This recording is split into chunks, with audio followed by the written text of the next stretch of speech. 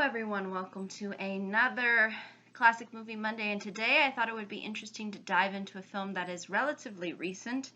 It came out in 2010, and it has received a lot of awards and praise from critics, although I consider this to be sort of, I guess you could say, a underrated classic because I don't think it's been able to, again, fully develop into the category completely, considering the fact that it is a relatively new film, only 5 years old. It still, I think, maintains the same level of quality that a lot of other classics that I've reviewed on this channel.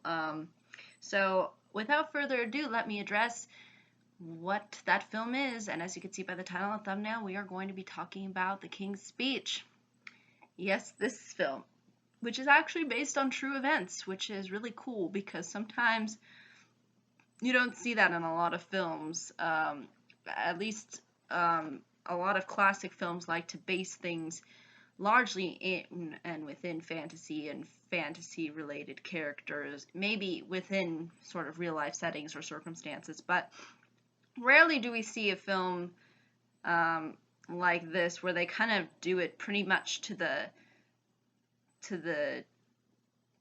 T as far as understanding basically the struggles of the particular main character within the film, as well as sort of the time period and sort of mood that was going on during the period.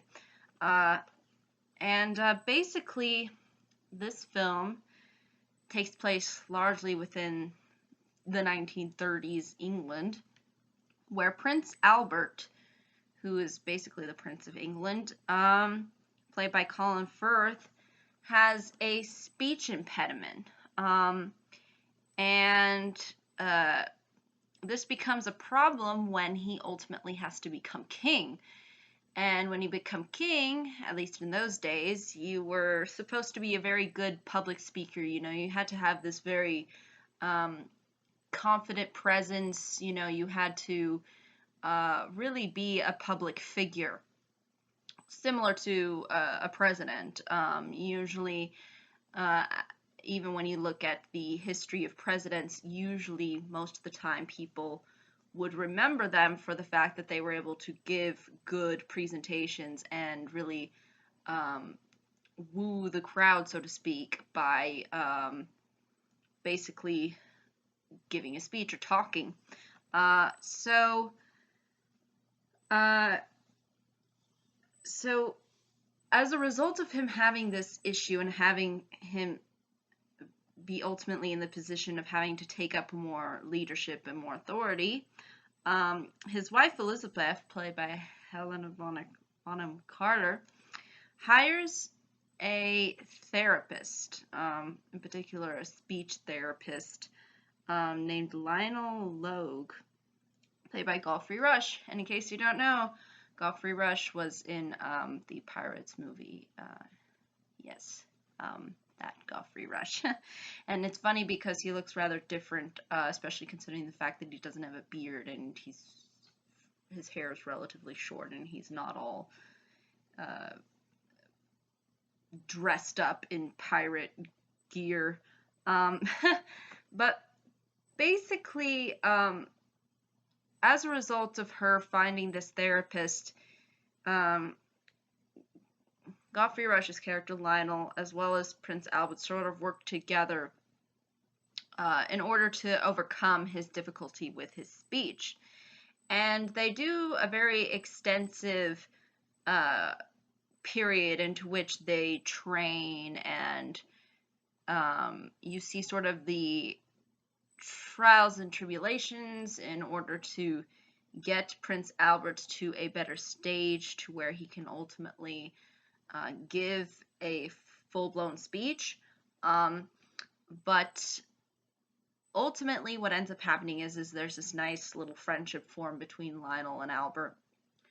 And ultimately, though, I think this film also does a good job of emphasizing the development of the relationship and the characters and also it portrays the period relatively well. They were pretty much in the era of leading up to World War II, so to speak.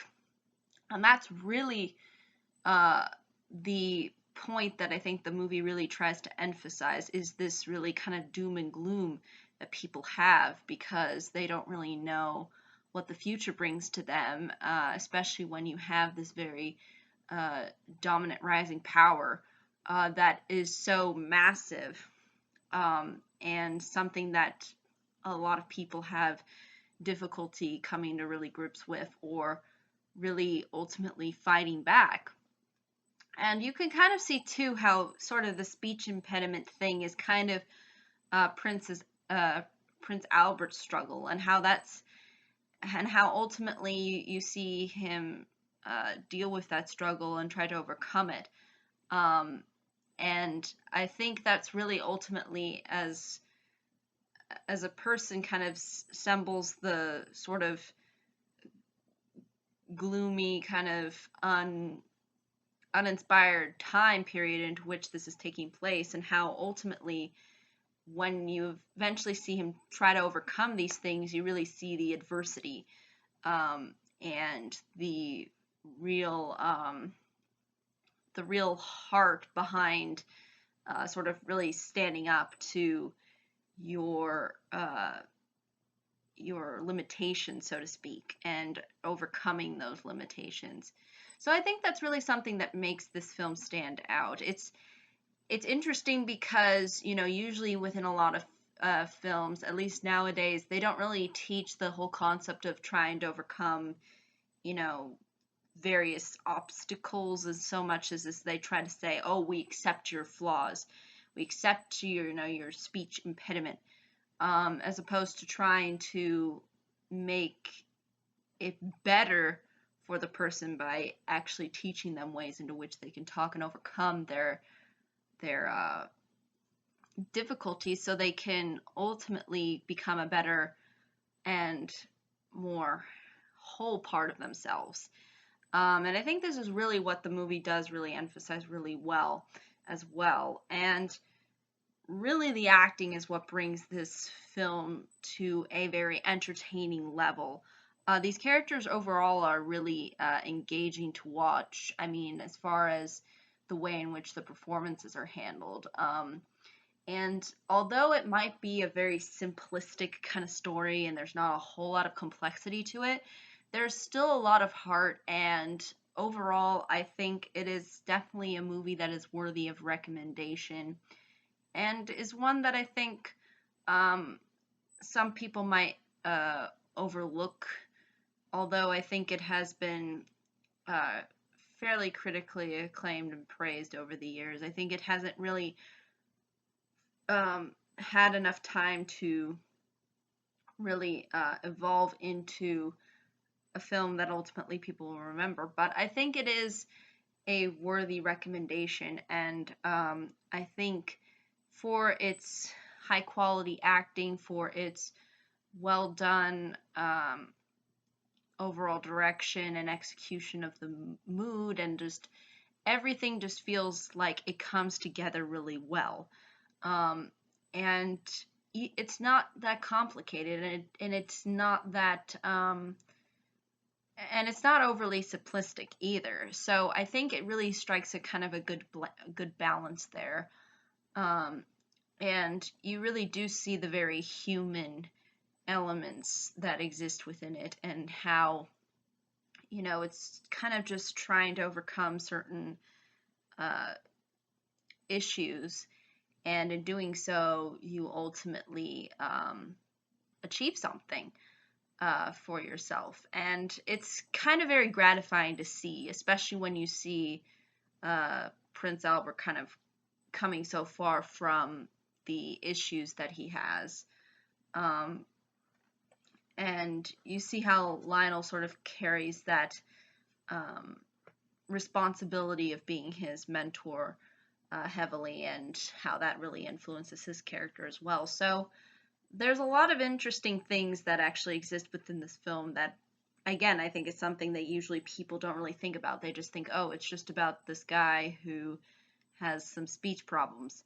But it's more than just about the problems he has, but how he deals with those problems and how the people around him really try to help him overcome uh, these issues, and how he tries to lead people into kind of, into this um, era of resistance, which was really started by Europe. I mean, Europe really was the first ones to really resist um, the Nazi power, and I mean, it was pretty it was pretty scary for England. I mean, can imagine you are next door to someone who could potentially destroy your entire country.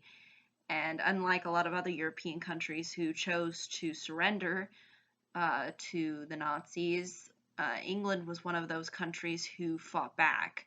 And I think this film really does show that through, again, highlighting this kind of speech impediment that Prince Albert has, that, his speech impediment is kind of the sort of the dark force, and he fights that force and again overcomes it, and is sort of highlighted within the film too, especially with his whole speech at the end, which I think is actually a really well done speech, um, and I think really does strike to the hearts of the people and what's going on during the time. But I think that's really ultimately all I can say about this particular film. However, if there are any questions, comments, concerns, I'd be more than happy to answer them. Thank you so much for watching. I hope you all have a pleasant day, week, month, and year, and I hope to see you all in the next video. Take care.